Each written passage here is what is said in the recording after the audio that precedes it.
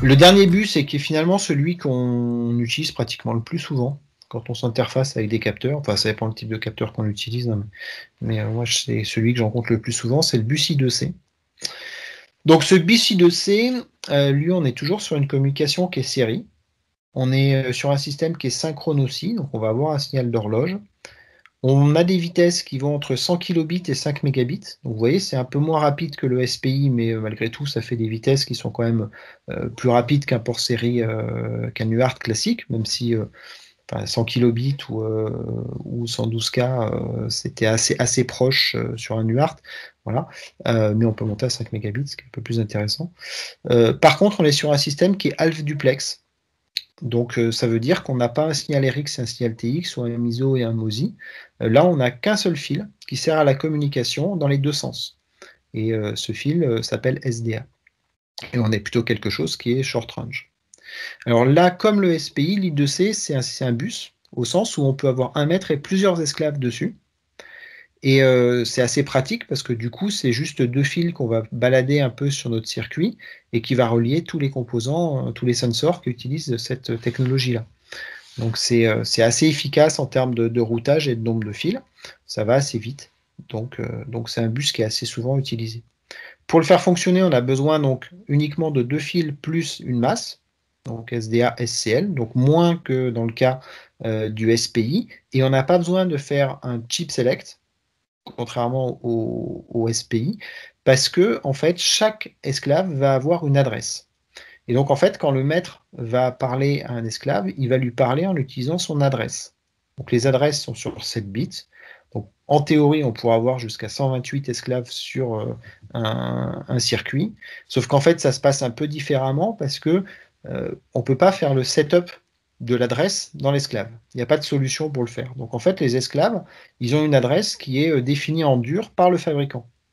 Et ça va être problématique, c'est-à-dire que si vous avez besoin d'un capteur de température, par exemple sur une carte mère, une sous le processeur, une sur la carte mère, une sous le GPU, et ben, si vous utilisez trois fois le même composant, ils auront tous les trois la même adresse. Donc quand le maître va vouloir parler, il ne saura pas auquel il s'adresse, bon, plutôt les esclaves répondront tous en même temps parce qu'ils seront persuadés que c'est à eux qu'on s'adresse. Et là, ça va commencer à créer des courts-circuits sur SDA, donc c'est pas du tout une bonne idée. Donc par conséquent, ou parasité en tout cas. Donc par conséquent, les esclaves doivent absolument, sur une même carte mère, avoir des adresses différentes. Donc très souvent, ce qu'on va faire, c'est qu'on va utiliser des capteurs. Si j'ai besoin de capteurs de température, je vais utiliser des capteurs de marque ou de modèles différents, de façon à ce qu'ils aient des adresses différentes. Et comme ça, sur ma carte, j'aurai trois capteurs différents qui ont forcément donc trois adresses différentes. Et donc du coup, je pourrais les distinguer. Alors les constructeurs font aussi des fois des sensors avec des adresses en dur différentes. Donc il y a différentes versions du même composant avec juste l'adresse qui change. Ça c'est pas mal, mais moi par la pratique j'ai vu qu'il y a des problèmes de dispo sur certaines références parce qu'elles sont moins souvent achetées, donc moins stockées, donc plus longues à obtenir. Donc ça c'est pas toujours top, sauf si vous faites vraiment du volume. Et après, sinon, il y a une autre solution qui est en place des fois, c'est que dans le composant, vous avez une ou deux pattes qui sont disponibles qui permettent de changer une partie de l'adresse. C'est-à-dire que l'adresse du device peut être 63, 64 ou 65, on va dire, en fonction de si vous allez mettre des pattes à la masse ou si vous allez mettre à VCC. Donc ça marche pour des composants qui ont plusieurs pattes, mais sur des composants qui ont le moins de pattes possible, bah, c'est un peu plus difficile. Et par conséquent, souvent, on a des adresses qui sont en dur. Voilà. Donc il y a une problématique derrière, enfin il y a des avantages, hein, c'est qu'il y a besoin de fils en moins, et ça c'est super pratique. Il y a des inconvénients, c'est qu'il faut faire attention à l'adressage.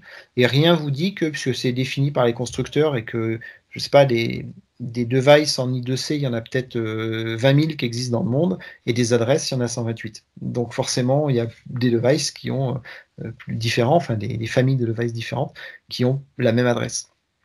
Donc il faut faire attention quand on choisit un device, un sensor en I2C, il faut faire attention à ce que son adresse soit pas la même que celle d'un autre sensor qu'on a choisi, qui a peut-être rien à voir, mais qui pourrait malgré tout avoir la même adresse. Voilà. C'est des petites choses qu'il faut vérifier, qui peuvent être problématiques, mais on fait l'erreur une fois en général, puis après on fait gaffe. Du coup, on a un protocole de communication qui est défini entre un maître et un esclave en I2C. En gros, sur SDA, on va avoir un petit bit de start qui nous permet de dire qu'on démarre, ce que vous voyez sur le chronogramme avec le petit S. Et ensuite, le maître va envoyer l'adresse de l'esclave auquel il veut parler. Donc il va envoyer 7 bits d'adresse. Et ensuite, il va envoyer un bit pour dire si il veut lire ou s'il veut écrire. Là, on va demander à l'esclave de répondre, juste pour dire qu'il s'est bien reconnu et qu'il était prêt à recevoir. Donc c'est ce que, en gros, le maître va lâcher le bus SDA et l'esclave va juste rapidement mettre le bus SDA à 0 pour dire qu'il a entendu. Ensuite, il va le relâcher. Ensuite, le maître va écrire l'adresse du registre qu'il veut lire ou écrire dans l'esclave. Et ensuite, l'esclave va acquitter encore ça.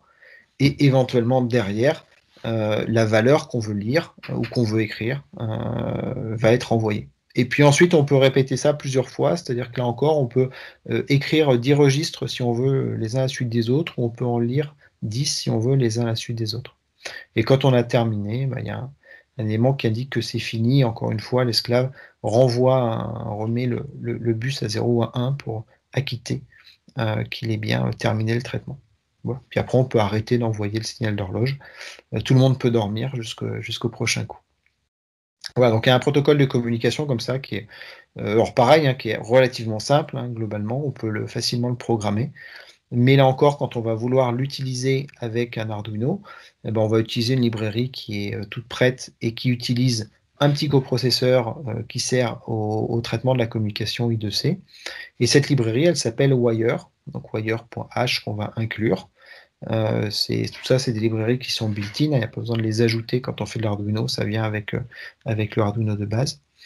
On va faire un setup, bah, c'est à peu près pareil, setup wire.begin. Au passage, sur le SPU I2C, on n'a pas besoin d'indiquer les pattes.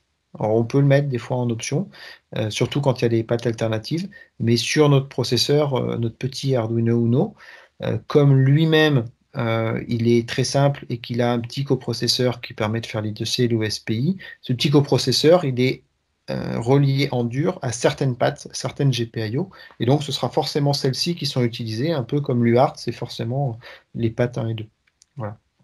Donc c'est pour ça qu'on n'a pas besoin de le préciser, mais sur des MCU un peu plus costauds, type STM32, enfin type ARM globalement, en général on pourra les préciser parce que plusieurs pattes peuvent être utilisées pour ces signaux-là. Donc on va faire un wire.begin pour démarrer ça. Et puis derrière, pour faire une transmission, on va utiliser une fonction qui s'appelle begin transmission, dans laquelle on va indiquer l'adresse du device l'adresse du slave qu'on veut contacter. Et puis derrière, on va pouvoir faire des wire.write ou wire.read en fonction de ce qu'on veut faire. Donc là, dans l'exemple, en fait, on choisit l'esclave 44, enfin qu'à l'adresse 44, on lui envoie à l'adresse 0 la valeur val. Voilà. Et ensuite, on fera un end transmission pour arrêter la transmission. Alors, je ne sais plus comment marche cette librairie-là, mais il y a des librairies où c'est au moment où on fait le end transmission où tout est envoyé. Voilà. Là, dans celle de l'Arduino, je ne suis pas sûr. Mais globalement, on va décrire comme ça l'ensemble de l'échange qu'on veut faire, et puis à la fin, on va terminer l'échange. Voilà. Alors ça peut potentiellement aussi, ces fonctions-là peuvent renvoyer une erreur. Si par exemple l'esclave ne répond pas quand on essaye de le réveiller avec son adresse, et du coup c'est pas la peine de continuer derrière à essayer d'envoyer des octets sur le bus s'il n'a pas répondu. Voilà. Bon, en général, l'intérêt de ces bus-là, c'est vraiment des bus qui sont sur le circuit. En général, quand ça ne répond pas, c'est qu'il y a un problème de soudure. Voilà, donc c'est que la carte est morte, donc il faut la retravailler. Une fois que ça marche, c'est rare que ça ne réponde pas. Mais c'est toujours des cas qui sont intéressants à tester malgré tout.